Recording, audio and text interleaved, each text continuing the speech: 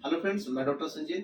आज हम डिस्कस करने जा रहे हैं, यदि हमें पाइल्स या फिशर की कोई भी समस्या है, जैसे पाइल्स में ब्लीडिंग हो रही है, फिशर में जलन दर्द हो रहा है या वहाँ पे हल्का सा ब्लीडिंग हो रही है, इचिंग हो रही है, इन समस्याओं को कम करने के लिए जो सबसे बेहतरीन तरीका होता है वो होता है हमारा भोजन। क्योंकि जो हम खाते हैं वही हमारा मल बनकर हमारे शरीर से बाहर आता है और वही पाइल्स हो या फिशर हो, जैसे एनल कैनाल में डेंटेड लाइन के नीचे कट लग जाता है तो जिसे हम बोलते हैं फिशर।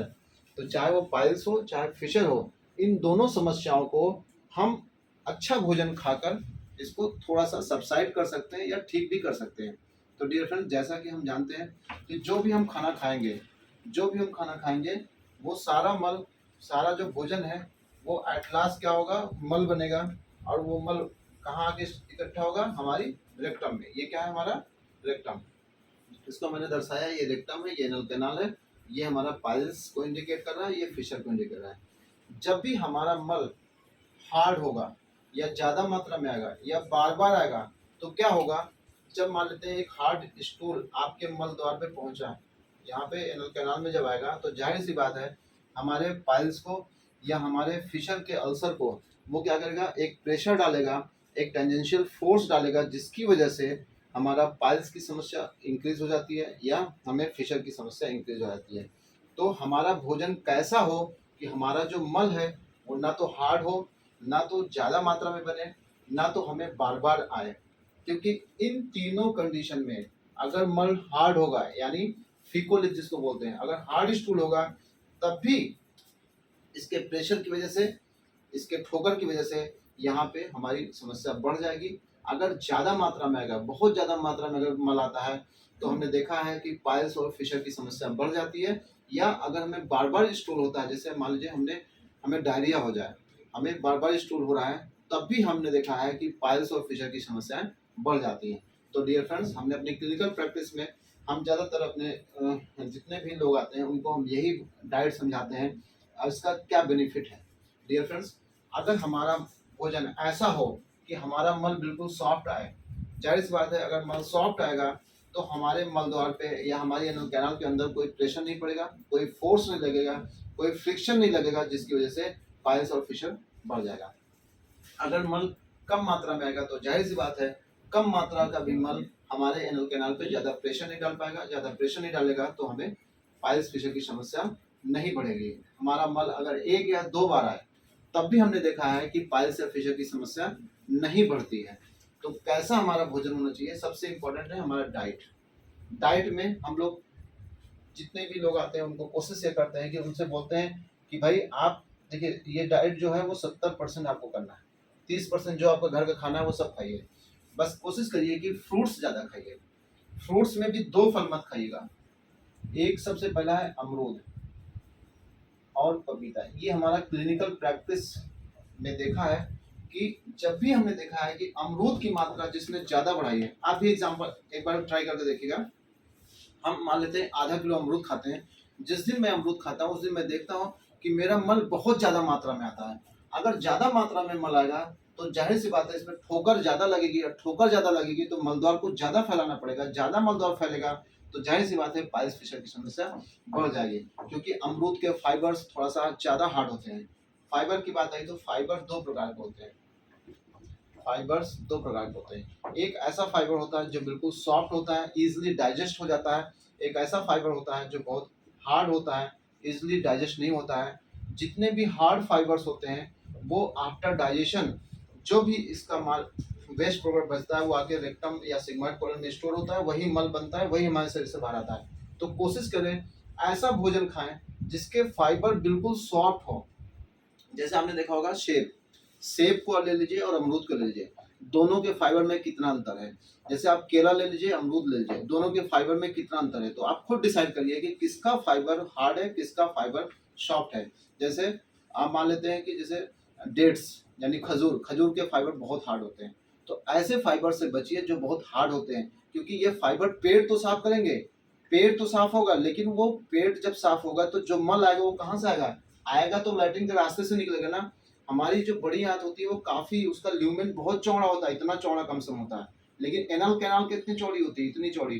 तो जो हार्ड स्टूल आएगा या ज्यादा मात्रा में मल आएगा तो मलद्वार से निकलेगा ना। अगर मलद्वार पे कोई समस्या है आपको, फिशर है या पाइल्स है, तो मैंने देखा है कि लोगों की समस्या बढ़ जाती है। दूसरा है पपीता। ऐसा क्या है पपीता में कि ये पाइल्स या फिशर की समस्या मैंने देखा है बढ़ जाता है। ऐसा कहीं रिसर्च मैंने नहीं किया है, ना कहीं मैंने देखा है, लेकिन ये मेरा क्लिनिकल एक्सपीरियंस है। जो लोग पपीता ज्यादा मात्रा में खाते हैं उनको फिशर की समस्या मैंने बढ़ते हुए देखा है। तो एक बार आप अगर पपीता खा रहे हैं, अगर आपको पाइल्स और फिशर की समस्या बढ़ रही है, तो प्लीज पपीता को थोड़ा सा अवॉइड करिए।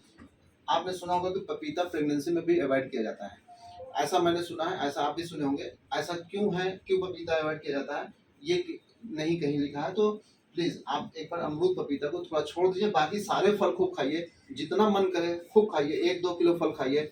क्योंकि फलों के खाने से कितना भी मल सूखेगा, पत्थर तो नहीं बनेगा, यानी हार्ड स्टूल तो नहीं बनेगा। लेकिन अगर दाल चावल ज्यादा खाएंगे या ज्यादा अगर अनाज ज्यादा खाएंगे, पहले वो क्या होते हैं, सूखे होते हैं, जब पानी डालते हैं तो गीले होते हैं, लेकिन जब हम उसको इनटेक करेंगे तो आफ्टर डाइजेशन अगर आपने उस दिन पानी की मात्रा कम लिया है तो बड़ी आंत से हमारी बॉडी पानी को एब्जॉर्ब कर लेगी और बड़ी आंत में हमारा हार्ड स्टूल पहुंचेगा। जब हार्ड स्टूल आएगा तो हमें ठोकर लगेगी तो पाइल्स और फिशर बढ़ जाएगा। सलाद, खूब सलाद खाइए, पेट भर के खाइए, चाहे वो एसिडिक नेचर के हो चाहे एल्कलाइन नेचर। कोशिश करना चाहिए एल्कलाइन नेचर के सलाद ज़्यादा खाना चाहिए। एल्कलाइन नेचर के सलाद, एसिडिक नेचर के सलाद क्या होते हैं, आप गूगल पे जाके सर्च कर लीजिए।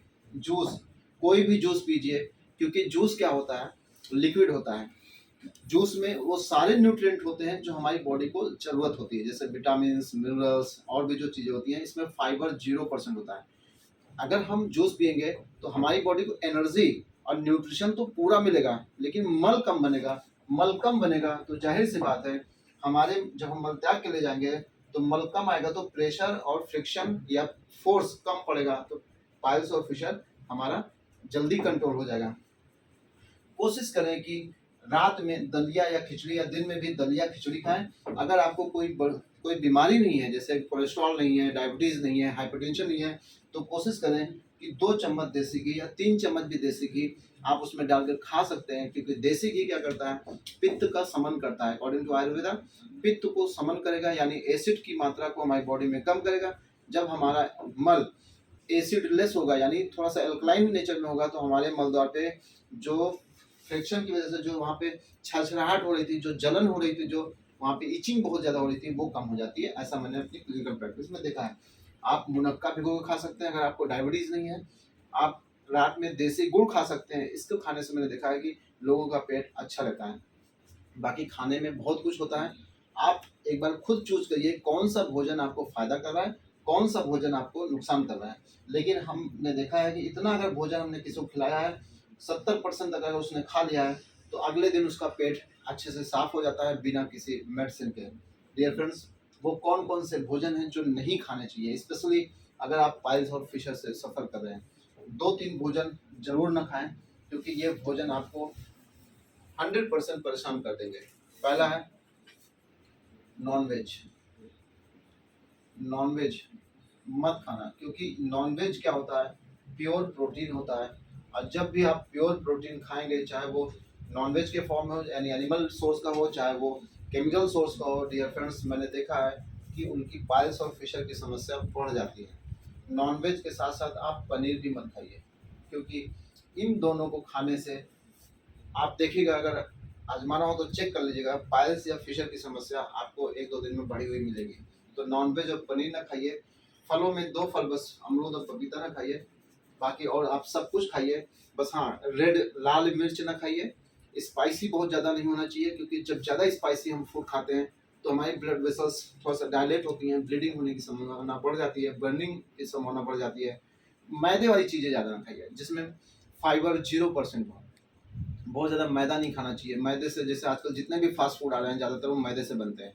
ऐसा, जैसे अगर रोटी भी खाना है तो उसमें आपके फाइबर्स थोड़ा ज़्यादा हों, यानी गेहूँ पिसा हो लेकिन वो चाला ना हो, यानी उसके जो रेशे हैं, गेहूँ के जो छिलके होते हैं वो उसी में रहें। उससे क्या होता है, पेट अच्छे से साफ होता है।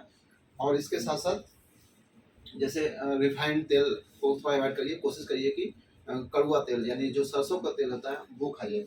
फास्ट फूड में जैसे कोल्ड ड्रिंक हो गई, या कोई नशा करते हैं आप, इन सब चीज़ों को प्लीज़ छोड़ दीजिए। अच्छा खाना खाइए। आप देखेंगे जब फल, सलाद, जूस, दलिया, खिचड़ी, मुनक्का, गुड़ ये ज़्यादा खाएँगे तो हमने देखा है कि पेट अपने आप धीरे-धीरे सही हो जाता है और आपको पाइल्स या फिशर की समस्या है तो वो धीरे-धीरे अपने आप शांत हो जाती है।